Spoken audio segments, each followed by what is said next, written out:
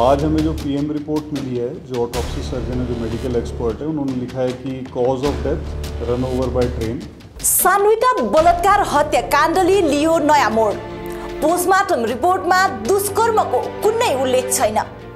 रेलको ठक्करद्वारा मृत्यु भएको मेडिकल रिपोर्ट। नमस्कार, म निर्दोषिका एसके लाइभमा यहाँलाई स्वागत छ।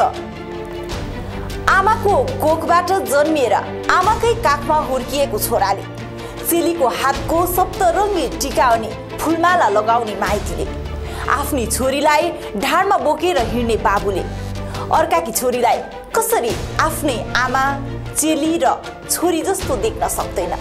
यो एउटा सोचनीय विषय हो। छोरीलाई देवी मानेर पुज्ने देशमा एउटी छोरीको अपहरण, बलात्कार अनि हत्या जस्तो निन्दनीय घटनाहरू दोहोरिरहन्छन्।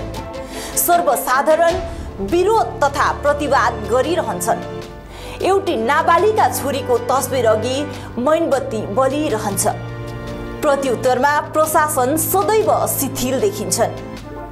देशमा भइरहेका यस्ता अमानवीय, अत्यन्त निन्दनीय अनि क्रूरतापूर्ण घटनाहरूको राष्ट्रव्यापी रूपमा विरोध हुँदा समेत घटनाको न्याय पाउन पीडितले वर्षौंसम्म न्यायालयको ढोका ढकढकाउन परिरहेको अवस्थामा देशको प्रशासन पक्षको कमजोरी हो या त न्यायिक व्यवस्था नै शिथिल हो?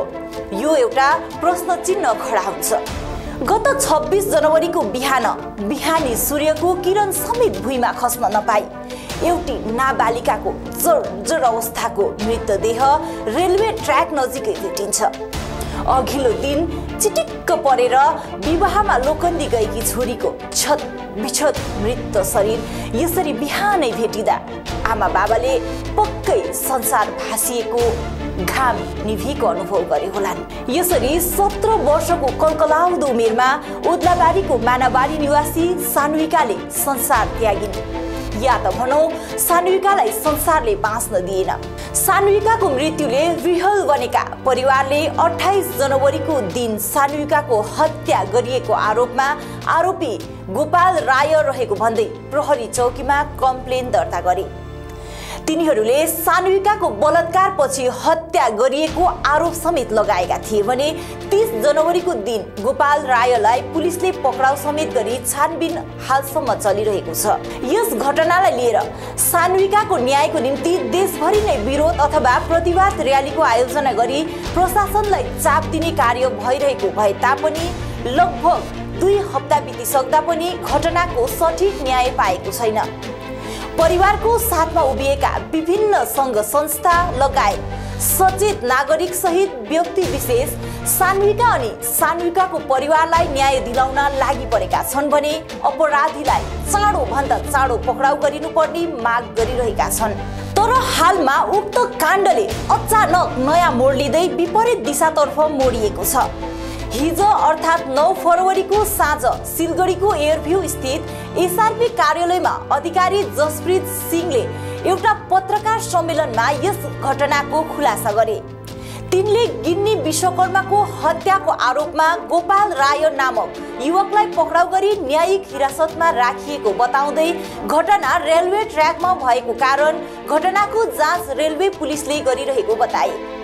रेलवे पुलिसका अधिकारी एसआरपी जसप्रीत सिंहले गिन्नी विश्वकर्माको पोस्टमार्टम रिपोर्ट आएको, जसमा ट्रेनको ठक्करले गिन्नी विश्वकर्माको मृत्यु भएको अनि गिन्नी विश्वकर्मामाथि कुनै पनि प्रकारको दुष्कर्म नभएको पोस्टमार्टम रिपोर्टले बताएको उल्लेख गरे।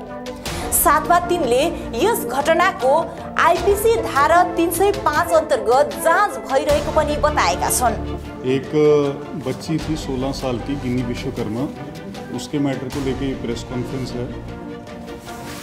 26 तारीख को इन द मॉर्निंग अराउंड 5 बजे उसका बॉडी मिला था रेल ट्रैक के pass near Udlabari railway station.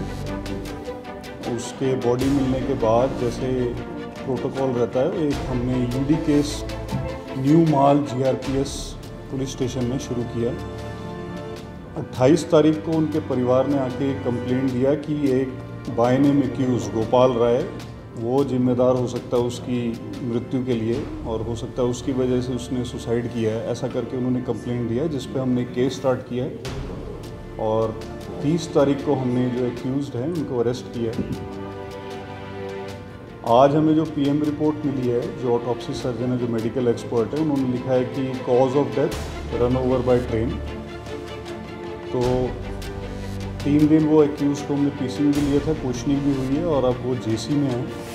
तो हम लोग ये प्रेस कॉन्फ्रेंस इसलिए रखे हैं कि जो भी कन्फ्यूजन इस मैटर को लेके लोगों में चल रहा है वो दूर हो।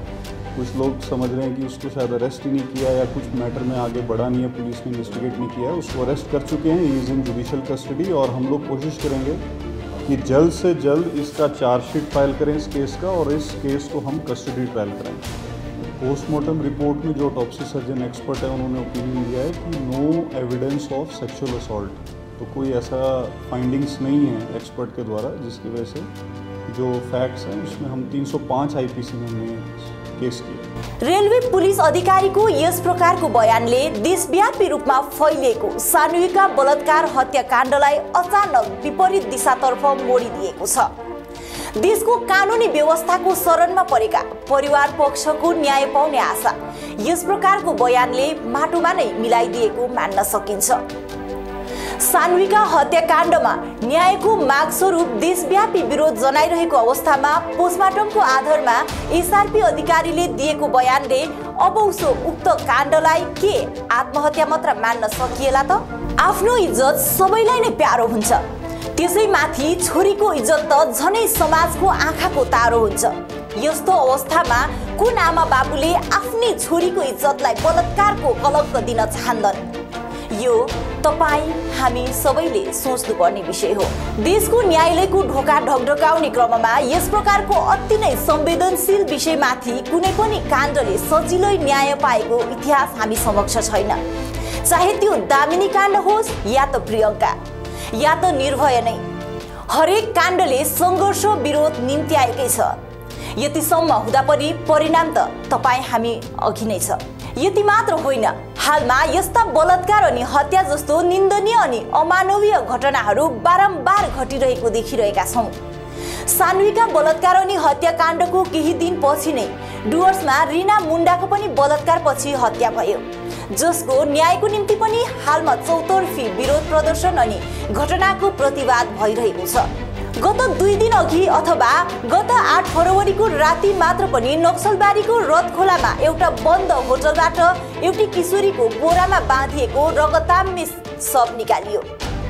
हत्याको आरोपमा 3 जनालाई पक्राउ गरी पुलिस प्रशासनले घटनाको जाँच पनि चलाइरहेको छ। यस्ता घटनाहरूले हाम्रो समाजमा नारीहरू कति सुरक्षित छन् त भनेर सोच्न बाध्य तुल्याउँछ। नारी पुरुष बराबर भनेर छोरीलाई छोरा सरह निर्धक्क बाहिर निस्कन दिइरहेका हाम्रा सचेत समाजले फेरि पनि छोरीहरूलाई परम्परागत निषेधहरू अपनाए कति पछि पर्ने हो त हाम्रो समाज। सानूहिका बलात्कार हत्याकाण्ड उर्फ पोस्टमार्टम अनुरूपको एसआरपी अधिकारीको बयानले आत्महत्या मानिएको घटनामा विरोध प्रतिवाद र्याली देशव्यापी रूपमा नै गरियो, अथवा भनौं प्रतिवादको क्रम अझ पनि जारी नै छ। अन्य सँगै विभिन्न राजनैतिक नेतृत्व समेतले पीडितको परिवारसँग भेटघाट गरिसकेका छन् भने भारतीय गोर्खा प्रजातान्त्रिक मोर्चाका अध्यक्ष अनित थापाले पनि उक्त जघन्य अपराध विषयमा शीघ्र जाँच गरिदिने मुख्यमन्त्री ममता ब्यानर्जीलाई पत्रचार गरेको बताएका छन्। जातिगत र आर्थिक रूपमा पिल्सिएका सानूहिकाका परिवारले आफ्नो छोरी त गुमाए नै, त्यसमाथि पनि बलात्कारको कलंकको पीडा तपाई हामी कल्पना पनि गर्न सक्दैनौं।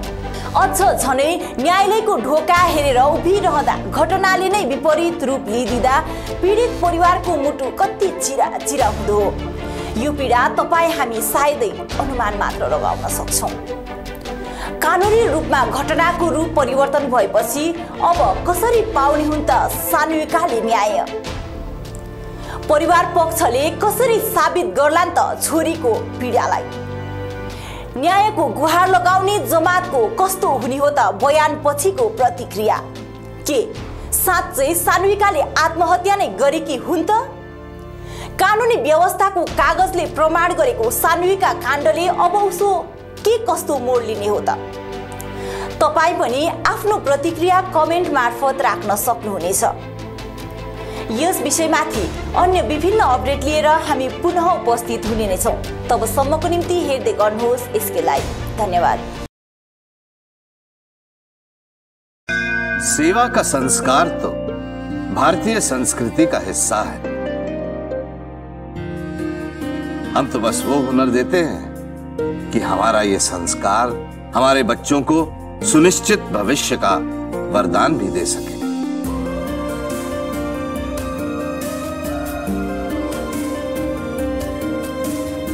Delhi paramedical and management institute, सम्मान के साथ सुनिश्चित रोजगार।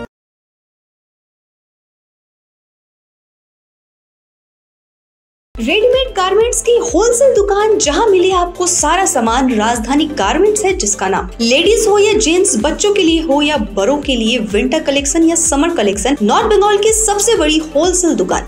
अपनी दुकान की परचेसिंग विंटर कलेक्शन के लिए पधारे राजधानी गारमेंट्स। यहाँ आप बिल्कुल किफायती दामों में खरीदारी कर सकते हैं।